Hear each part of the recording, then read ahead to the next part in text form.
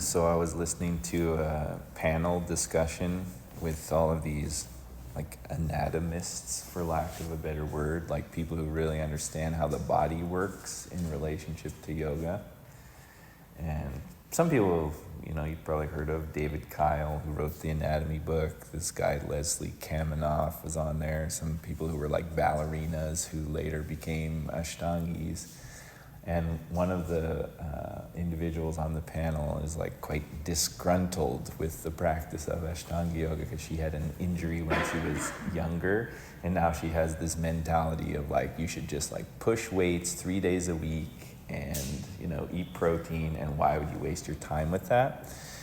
And it was such an interesting take because it was like, yeah, if you are doing Ashtanga yoga for a physical practice and that's it, I totally understand where she's coming from. But the challenge is that this is not meant to be a physical practice. It has a physical component. And what happens to people is they attach to the physical side of it, and then they think they've got to get to the next thing, like a physical practice. I need the next posture. I need the next series. I need the next... And it becomes like an ego trip, like, how much can you bench, bro? Like that kind of a thing. And even if the teacher is telling you repeatedly, like, it's not about that, it's easy to fall into that trap. I gotta get the next thing. And if you think about like what's happening in yoga, we are working on these like stiram and sukham qualities. It's like, can you learn to be firm and can you learn to be soft simultaneously?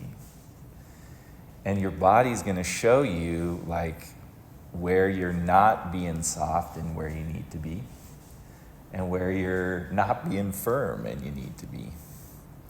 And you're working with the breath, and you're working with the mind, and you're working with the body, and you're working with the spirit. Like, there's a lot going on here. And so when somebody says like, oh, well, you might as well just like lift weights and like get your protein and not risk getting injured, I just think you missed it.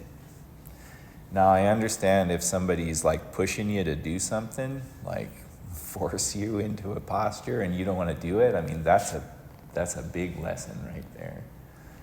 And I would encourage you while you do your practice. I mean, that's kind of like, I have a little bit of a different approach than one of my teachers who you met, and that's okay, right? It's like, it's good to be pushed a little bit and to move into the body and have an understanding of the body. But I learned about this practice before I ever did a physical posture. It's different for me. And I want to support you in your journey, whatever that might be. And for there to be a physical component, I think is necessary. Like, you see some old meditators with like really poor posture and problems from slumping over in meditation all the time and not sitting straight.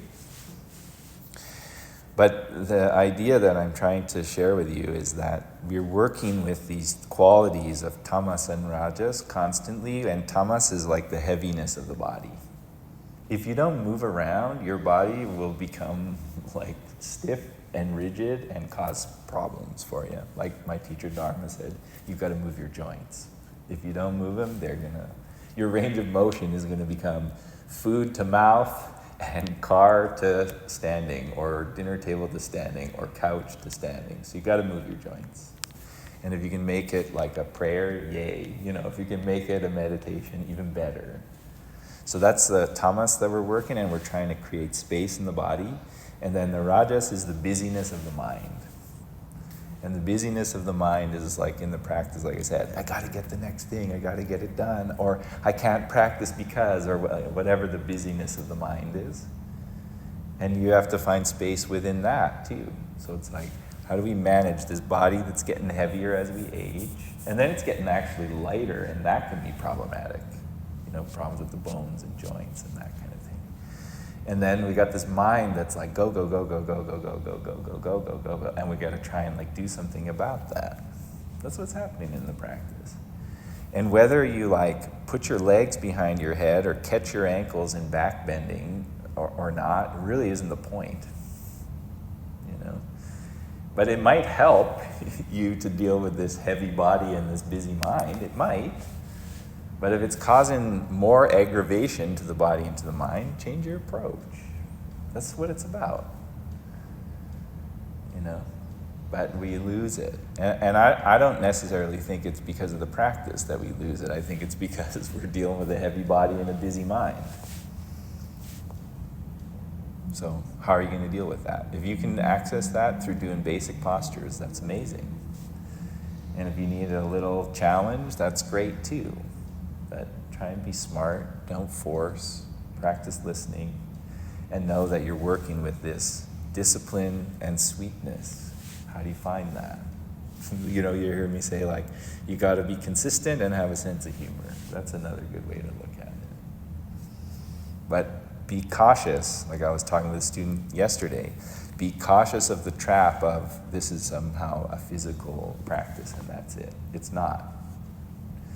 If you're looking to just like train the body to have stronger muscles and that's all you want, there's probably more effective ways to do it.